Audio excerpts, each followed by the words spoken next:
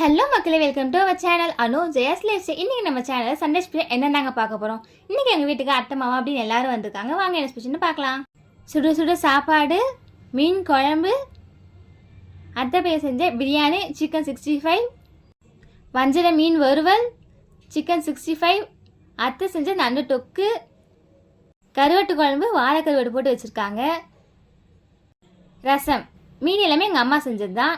வாங்க சாப்பிடலாம். எங்க ஃபேமிலியா ஜாலியா என்ஜாய் பண்ணி சாப்பிட்டோம். பாசங்கள் நேசங்கள் ஏதுமே இன்றி வாழ்ந்திடும் வாழ்க்கையோ வாழ்க்கை இல்லை.